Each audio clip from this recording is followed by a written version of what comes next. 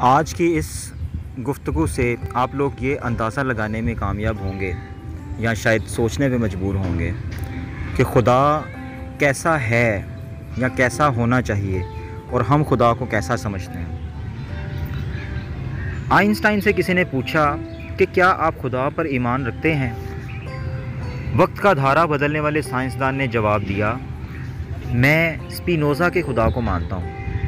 مراد یہ تھی کہ میں ایسے غیر شخصی خدا کو مانتا ہوں جو کائنات کا خالق تو ہو سکتا ہے مگر انسانوں کی زندگیوں میں دخیل نہیں ہے، دنیاوی معاملات میں مداخلت نہیں کرتا، معجزے تخلیق نہیں کرتا اور دعاؤں کی مدد سے اس کے فیصلے تبدیل نہیں کیے جا سکتے۔ ایسا خدا ہم انسانوں کے کسی عمل کا محتاج ہے اور نہ منتظر۔ اسپینوزا کا تصور خدا کا فلسفہ خاصا عجیب ہے۔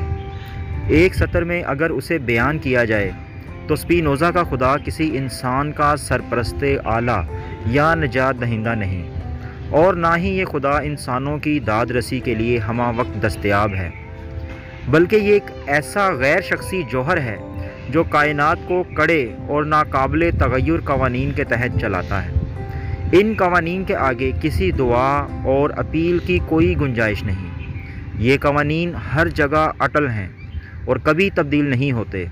ظاہر ہے کہ یہ تصور خدا بائبل یا دیگر مذاہب کے تصور سے بالکل مطابقت نہیں رکھتا، اور پادریوں کے لیے تو بالکل ناقابل قبول تھا، جو لوگوں سے پیسے بٹور کر انہیں جنت کا پروانہ جاری کرتے تھے۔ وہ کیسے اسپینوزا کے خدا کو مان لیتے؟ تاہم کچھ مغربی مصنفین کا خیال ہے کہ اسپینوزا نے خدا کا اچھوتا تصور پیش کر کے ایک طرح سے مذہب پر اٹھائے جانے والے عقلی اعتراضات کا ٹھوس اور شافی جواب دیا۔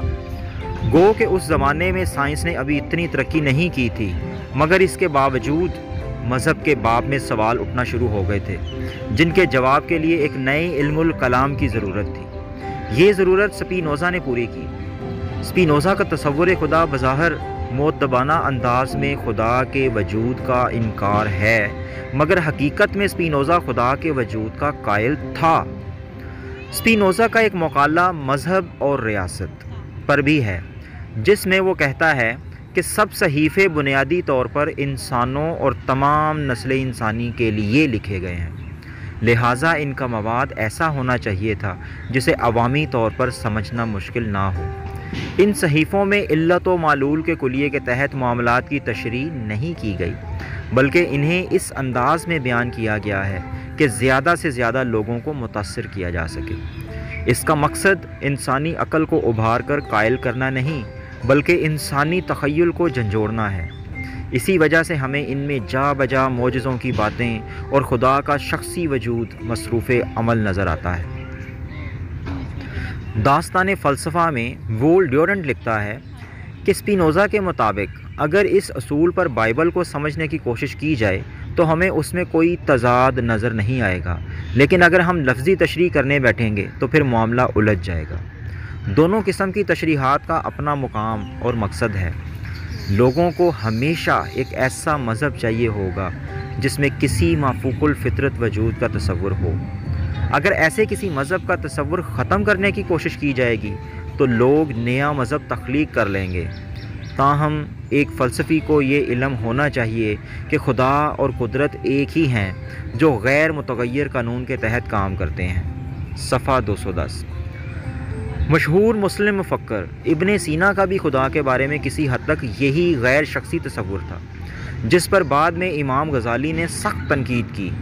اسپینوزا کے تصور خدا کا ایک پہلو یہ بھی ہے کہ یہ کائنات بلا مقصد ہے، اور اپنے اس بیان کی حمایت میں اسپینوزا کی دلیل خاصی دلچسپ ہے کہ اگر خدا کسی مقصد کو حاصل کرنے کے لیے کوئی عمل کرتا ہے تو اس کا مطلب یہ ہوگا کہ اس مقصد کے حصول سے پہلے خدا کے ہاں کسی قسم کی کوئی کمی ہے، لیکن چونکہ خدا کامل اور خود کفیل ہے لہٰذا کمی کا سوال ہی پیدا نہیں ہوتا۔ انسان کے علم کو اسپینوزا ناقص قرار دیتا اور کہتا ہے کہ علت و معلول کا سلسلہ ہم سے چھپا ہوا ہے، اس لیے ہم واقعات کی حقیقت جان نہیں پاتے اور یوں انہیں دوسرے واقعات کے ساتھ غلط انداز میں نتھی کر کے دیکھتے ہیں۔ اسپینوزا کی اس بات پر تبصرہ کرتے ہوئے وول ڈیورنٹ لکھتا ہے کہ فلسفے میں پہاڑ ایسی غلطیوں کی جڑ اس بات میں پوشیدہ ہے کہ انسان اپنے مقاصد، معیارات اور ترجیحات کو ایک ایسی کائنات کے تناظر میں دیکھنے کی کوشش کرتا ہے جو کسی مقصد کے تحت تخلیق کی گئی ہے۔ لہٰذا یہیں سے برائی کا مسئلہ پیدا ہوتا ہے، اور ہم انسان اپنی زندگی کی برائیوں اور خامیوں کو خدا کی اچھائی کے ساتھ تطبیق کرنے کی کوشش کرتے ہیں، جو لا حاصل ہے۔ اسپینوزا کے الفاظ میں جب بھی کارخانہ قدرت میں ہمیں کوئی بات مضحکہ خیز، بے معنی یا بد لگتی ہے تو اس کی وجہ یہ ہے کہ ہمارے پاس اشیاء کا نامکمل علم ہوتا ہے، اور ہم کائنات کے نظم اور قدرت کی ہم آہنگی سے آشنا نہیں ہوتے، اور چاہتے ہیں کہ ہر چیز اس طرح سے ترتیب میں ہو جیسے ہماری عقل کہتی ہے، جبکہ ہماری عقل جسے برا سمجھتی ہے ضروری نہیں کہ وہ کائناتی نظم اور آفاقی قوانین کے تحت بھی بری ہو۔ عین ممکن ہے کہ وہ ہمارے اختراع کیے گئے قوانین کے تحت ہی برائی سمجھی جاتی ہو۔ کوئی بھی بات بیک وقت اچھی اور بری، غیر متعلق بھی ہو سکتی ہے۔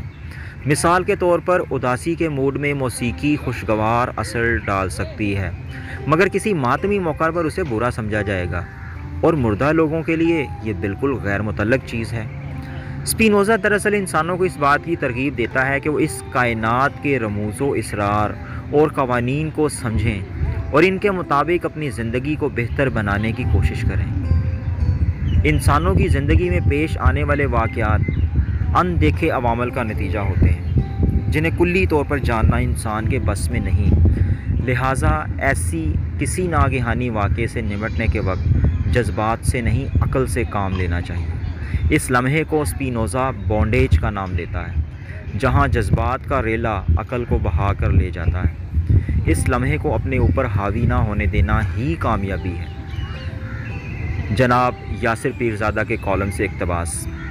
اچھا، میں نادر علی ماب اس کالم کا جو لاسٹ پیراگراف ہے نا، اس کو دوبارہ سے پڑھنا چاہوں گا۔ بیسیکلی اس کا کرکس وہی ہے، اس کے اندر ساری حقیقت چھپی ہوئی ہے کہ ہم لوگ زندگی میں اٹل کامیابی کس طرح سے حاصل کر سکتے ہیں۔ سنیں، اسپینوزا دراصل انسانوں کو اس بات کی ترغیب دیتا ہے کہ وہ اس کائنات کے رموز و اسرار اور قوانین کو سمجھیں اور ان کے مطابق اپنی زندگی کو بہتر بنانے کی کوشش کریں۔